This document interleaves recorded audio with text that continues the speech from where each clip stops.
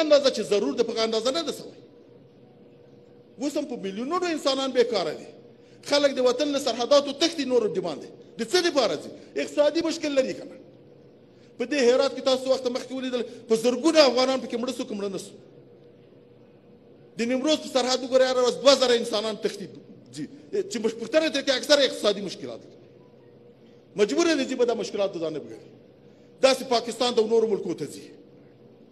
دا اوس د دې حکومت وظیفه ده چې دوی ته وظیفه پیدا کړي یا داسې ترتیب ورته جوړ کړي چې هغه حد اقل له دغه مشکل نه خلاص شي.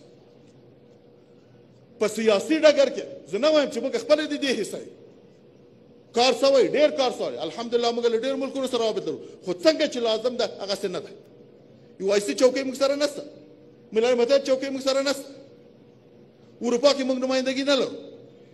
دا باید وسي او دا زه نه وایم چې څه خبره ده مشکلات په مخ کې شته خو د یو قوي سیاسي پلان له مخې نه موږ کولی شو هغه مشکلات ټول له بین بوځو. د ښځو په باره کې ګورئ په حجة الوداع کې رسول الله صلی الله علیه وسلم په مبارکه خطبه کې یوه موضوع مهم هغه د ښځو یادوي چې له ښځو سره باید تاسو له خدایه وویرېږئ کار په هغه شکل کار ته ووایئ چې هغه خدای او رسول ته موږ په افغانستان کې تاسو له پخوا نه وینئ زموږ ستاسو په کلیو په قریو په ولسوالیو کې د ښځو هغه شرعي حقوق چا نه دي ورکړي. تر اوسه پورې کونډه خپل اختیار نه لري چې میړه وکړي. پیغله خپل اختیار نه لري چې میړه وکړي. ښځې چې چا په میراث کې حق نه درکوي حتی ښځه له خپل میراث غوښتلی چې ویې غواړي ټولې د نور پورې خاندي خلاف د شریعت ورباندې خو باید خپل میراث غواړي. د تعلیم حق چا نه ده ورکړی. تعلیم شته نن په افغانستان کې خو کما حقه نسته. ورته که ورته نه حق دا ښځه به اسلام چیرې زده کوي شریعت به چیرې زده کوي خو په مدرسه او مکتب کې به زده کوي که نه. او دا د حکومت وظیفه ده چې د فساد مخنیوی وکړي.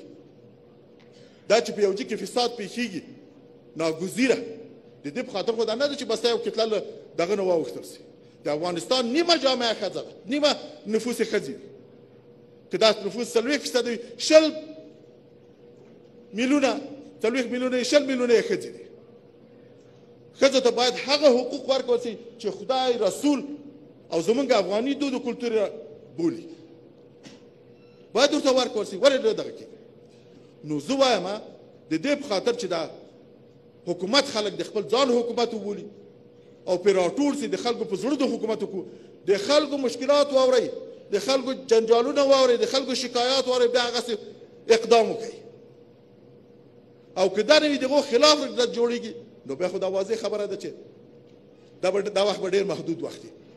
او زما په دغه خپل عادت ده زما په عمر باندې چې زما عمر اوس 81 کال ده